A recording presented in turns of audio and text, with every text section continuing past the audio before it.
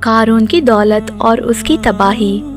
پیارے دوستو، اگر میں آپ سے ایک سوال کروں کہ تاریخ کا سب سے امیر ترین انسان کون تھا، یقیناً آپ کا جواب قارون ہوگا، اور کیوں نہ ہو۔ اس کی دولت کا یہ حال تھا کہ صرف اس کے خزانوں کی چابیاں اٹھانے کے لیے طاقتور مردوں کی ایک پوری جماعت درکار ہوتی تھی۔ جب چابیاں اٹھانا ہی اتنا مشکل تھا تو پھر ان خزانوں کا کیا حساب ہوگا؟ کیا آپ جانتے ہیں کہ قارون اصل میں کون تھا؟ اس نے یہ لامحدود دولت کہاں سے اور کیسے حاصل کی؟ اس کے پاس کون سا ایسا علم تھا جس نے اسے دنیا کا امیر ترین شخص بنا دیا؟ اور سب سے اہم سوال یہ کہ اس کی موت کے بعد یہ سارا خزانہ کہاں چلا گیا؟ کیا آج تک کسی کو اس خزانے کا کوئی سراغ مل سکا؟ یہ تمام حیرت انگیز معلومات آج کی اس ویڈیو میں ہم آپ کو بتائیں گے، اس لیے براہ مہربانی ویڈیو کو آخر تک ضرور دیکھیے۔ سب سے پہلے یہ جان لیتے ہیں کہ قارون کون تھا۔ قارون بنی اسرائیل سے تعلق رکھتا تھا اور خاص طور پر حضرت موسیٰ علیہ السلام کی قوم میں سے تھا۔ اللہ تعالیٰ کا ارشاد ہے کہ یقیناً قارون موسیٰ علیہ السلام کی قوم میں سے تھا، پھر اس نے سرکشی کی۔ یہ بھی کہا جاتا ہے کہ وہ حضرت موسیٰ علیہ السلام کو چاچا زاد بھائی تھا اور دونوں کا نسب ماں باپ دونوں کی طرف سے ملتا تھا۔ دونوں کا نسب قاہث بن لاوی پر جا کر ملتا ہے۔ کچھ علماء کے مطابق قارون اپنی زندگی کی ابتدائی حصوں میں حضرت موسیٰ علیہ السلام کا پیروکار تھا اور بہت زیادہ عبادت گزار تھا، یہاں تک کہ بعض روایات کے مطابق اس نے بنی اسرائیل میں ایسی عبادت کا مقام حاصل کر لیا تھا جو کسی اور کو نصیب نہیں ہوا۔ یہ بھی کہا جاتا ہے کہ وہ لمبے عرصے تک پہاڑوں پر عبادت کرتا رہا۔ اسے اس کے علم اور تورات کی خوبصورت تلاوت کی وجہ سے نور والا کہا جاتا تھا، اگرچہ بعض علماء کی روایت کو مسترد کرتے ہیں۔ ایک دلچسپ روایت یہ بھی ہے کہ ابلیس نے قارون کو بہکانے کی کوشش کی مگر ناکام رہا۔ پھر ابلیس ایک شخص کی صورت میں اس کے پاس آیا اور اس کے ساتھ عبادت کرنے لگا۔ آہستہ آہستہ اس نے قارون کو دنیا کی طرف مائل کر دیا۔ پہلے اس نے کہا کہ ہم بھی لوگوں کے ساتھ نماز اور جنازے میں شرکت کریں، پھر کہا کہ ایک دن کام کریں اور باقی دن عبادت۔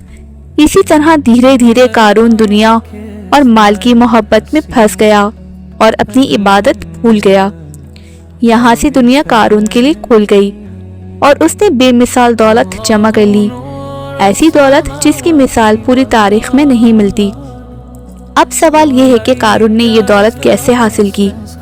اس بارے میں مکمل اور یقینی طور پر کچھ کہنا مشکل ہے، لیکن کئی روایت مشہور ہیں۔ کچھ کے مطابق وہ تجارت کرتا تھا اور بہت ذہین تھا، کچھ کے مطابق اسے کیمیا کا علم تھا جس سے وہ چیزوں کو سونا بنا لیتا تھا، کچھ روایات کے مطابق اسے اسم اعظم کا علم تھا، لیکن علماء کی اکثریت کے نزدیک سب سے قابل قبول رائے یہ ہے کہ قارون قانون اور پتھروں سے سونا نکالنے کا ماہر تھا اور اپنے دور میں یہ علم صرف اس کے پاس تھا۔ اسی دولت کی وجہ سے فرعون کے دربار میں اسے خاص مقام حاصل تھا۔ یہیں سے قارون میں تکبر اور غرور پیدا ہو گیا۔ وہ اپنی دولت پر فخر کرتا، اللہ کی فضل کو بھول گیا۔ اس کے لباس، محل، کرسیاں، حتیٰ کہ دروازے تک سونے کے تھے۔ اس کے خزانوں کی چابیاں اٹھانا بھی طاقتور لوگوں کے لیے مشکل ہوتا تھا۔ جب اللہ تعالیٰ نے بنی اسرائیل پر زکوٰۃ فرض کی تو قارون نے اس سے انکار کیا۔ اسے اپنے مال سے بے پناہ محبت تھی۔ اسی جلن اور بغض میں اس نے حضرت موسیٰ علیہ السلام پر جھوٹا الزام لگوانے کی سازش کی، لیکن اللہ نے حق ظاہر کر دیا اور وہ سازش ناکام ہو گئی۔ اس کے بعد قارون نے ایک کھلی دشمنی شروع کر دی۔ ایک دن وہ اپنی پوری شان و شوکت کے ساتھ قوم کے سامنے نکلا۔ لوگ اس کی دولت دیکھ کر فتنے میں پڑ گئے اور تمنا کرنے لگے کہ کاش ہم بھی قارون جیسے ہوتے۔ حضرت موسیٰ علیہ السلام نے انہیں سمجھایا کہ اللہ کا ثواب بہتر اور باقی رہنے والا ہے۔ قارون نے کہا کہ یہ سب کچھ مجھے میرے اپنے علم اور عقل کی وجہ سے ملا ہے۔ پھر اس نے حضرت موسیٰ علیہ السلام کو چیلنج کیا جب حضرت موسیٰ علیہ السلام نے دعا کی تو اللہ کے حکم سے زمین نے قارون کو اس کے خزانوں کو اپنے اندر لے لیا۔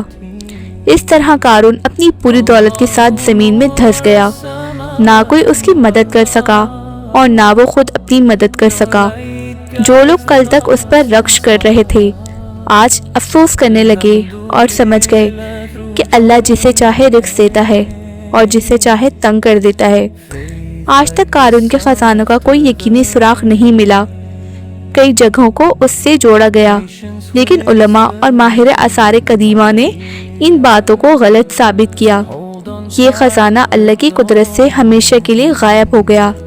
قارون کی کہانی ہمارے لیے بہت بڑی نصیحت ہے۔ دولت اور قوت کا اصل مالک اللہ ہے۔ تکبر اور غرور تباہی کا سبب بنتے ہیں۔ دولت کو اللہ کی راہ میں خرچ نہ کرنا انسان کو ہلاک کر دیتا ہے۔ دنیا کی شان و شوکت عارضی ہے اور اصل زندگی آخرت کی زندگی ہے۔ اللہ ہم سب کو قارون جیسا انجام پانے سے محفوظ رکھے اور ہمیں سیدھے سادے راستے پر چلنے کی توفیق عطا فرمائے۔ آمین ثم آمین۔